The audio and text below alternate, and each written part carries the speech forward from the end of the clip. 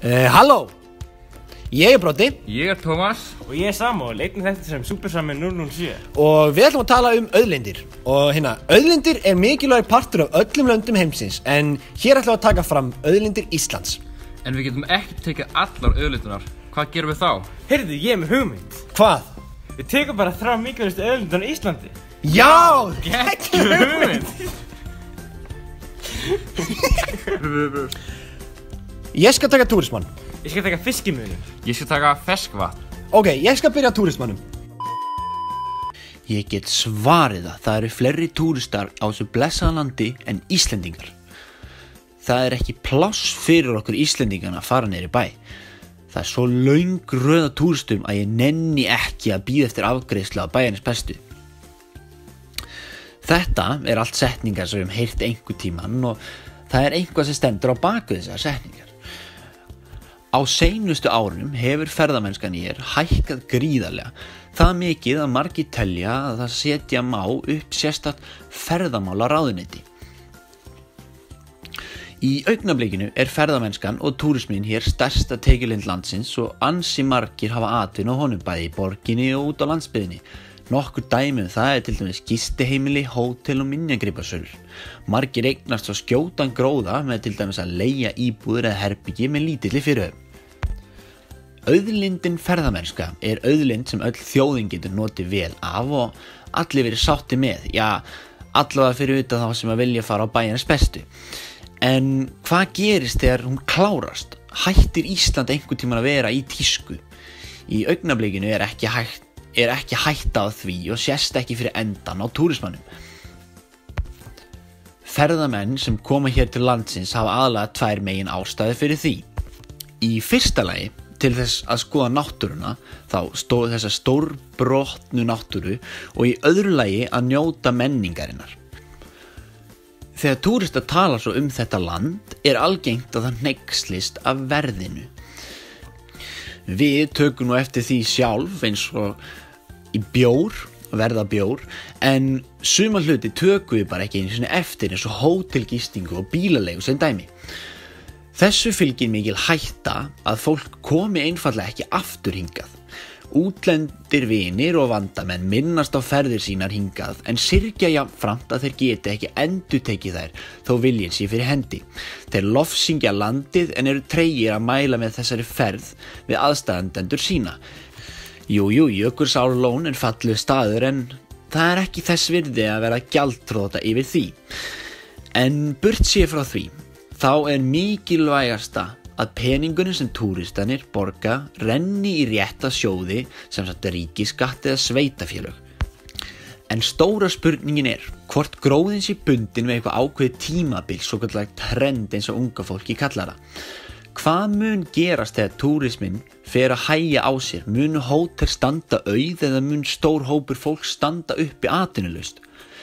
Erfitt að segja hvað mun gerast en í augnablikinu þarf ekki að stressa sig á því. Árið 2015 vorum við í 100. sæti við túrisma en hækkunin á seinustu árum ætti að skjóta okkur upp í 70. sæti. Núna ætla ég að tala fiskimiðlun. Fiskimiðlun ein mest nýtta náttúruauðlindin í sögu Íslands. Það hefur verið stór partur af íslenskri sögu síðan eyjan var landnámið. Fiskur var ofta eina sem hægt var að borða. En seint á 19. öld byrjuðu Íslendingar að nota togara til að veiða fisk. Á þeim tíma var fiskimiðlunin ein aðal ástæða af hverju þéttbýli voru myndað á þeim tíma. Ísland fór svokallaða gulltímabil vegna gríðarlegs magns af pening sem streyma til landsins á byrjun 19. aldar. Mikið af fisknum var selt til Englands, Þýskalands og öðrum löndum í Evrópu á þeim tíma. En þegar leið á 20. öldina fór samband á milli Íslendinga og Englendinga versna. Deilur veiðisvæði Íslands Deilur voru veiðisvæði við Ísland. Eftir marga ára deilu unnu Íslendingar þorskastríðið og einn stærsta fiskiþjóð í heiminum. Samkvæmt könnun frá 2005 Ísland í 6. sæti í heiminum yfir magn af fiski sem veitt í tonnum. Það ekki glæsilegt? Ferskvatn mikilvægasta auðlind Íslendinga en aðeins 2,5% af öllu vatni á jörðinni ferskvatn. 2/3 af þessum 2,5% getum við ekki notað það sem fast í formi jökla. Það þýðir að við erum bara með rétt yfir 0,5% eftir, en mest á þessari 0,5% er mengað. Þá minna en 1% vatns er öruggt til neyslu. En hvernig nýtum við vatnið? Það þarf 10 lítra vatn til að búa til 1 blað, 125 lítra vatn til að rækta 1 epli, 15.400 lítra vatn til að framleiða 1 kíló af nautakjöti og meira en 400.000 lítra vatn til að búa til 1 bíl. Þetta er hrikalega mikið vatn sem þarf til að búa til einungis smá hluti. Við notum og drekkum bara það bil 8% af ferskvatni okkar, þar sem 70% fer til landbúnaðar og 22% fer til iðnað. Meira en 1 milljarður manna hafa ekki aðgang að hreinu vatni og þurfa að fara langar og oft á tíðum hættulegar leiðir til að ná í það. En hvers vegna er vatn mikilvægasta auðlind Íslendinga? Fyrst og fremst höfum við miklu meira af ferskvatni en Bandaríkin, Þýskaland, Noregur, Svíþjóð og Danmörk hafa til saman. Ekki nóg með það, þá hafa Íslendingar aðgang að einum hreinustu vatnsuppsprettum í heiminum, sem þýðir að vatn okkar er miklu hreinna en í þessum löndum.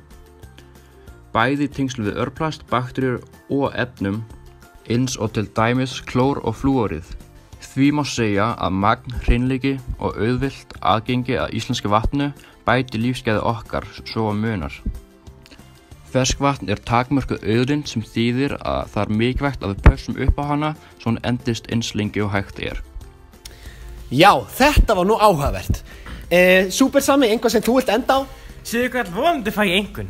Þetta var stór tíðarspurning. Já, heyrðu, næsti þáttur verður í næstu viku, miðvikudaginn. Og hvað ætlum við að tala um þá, Tómas? Við viljum tala um munin milli tölvumús og ektamús.